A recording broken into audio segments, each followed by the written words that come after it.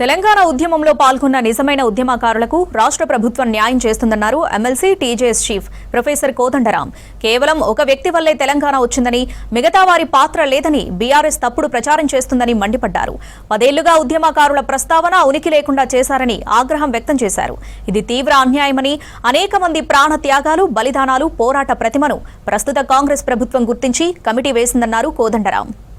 తెలంగాణ రాష్ట్ర సాధనలో ప్రజలందరి భాగస్వామ్యం ఉన్నప్పటికీ, మళ్ళంటి వాళ్ళందరూ దీంట్లో పోరాటంలో పాల్గొన్నప్పటికీ కూడా ఒక 10 సంవత్సరాల పాటు అసలు మన ఊసే లేదు, మన ప్రస్తావనే లేదు, అసలు మన ఉనికికి సంబంధించిన విషయాన్ని కూడా అంగీకరించలేదు. ఒక్క వ్యక్తి వల్లనే తెలంగాణ వచ్చింది, మిగిలిన వాళ్ళ పాత్ర అంతా కూడా అబద్ధమే అన్న రీతిలో ప్రభుత్వం వ్యవహరించింది.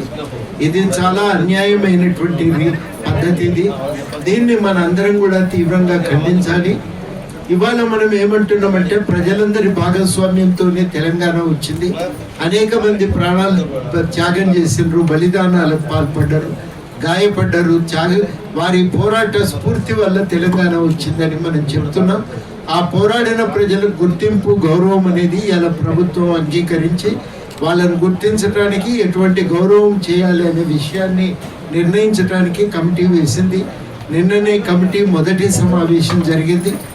అధికారులతో సమాచార సేకరణకు అనుసరించవలసిన పద్ధతుల గురించిన విషయాలు మాట్లాడటం జరిగింది నిన్న.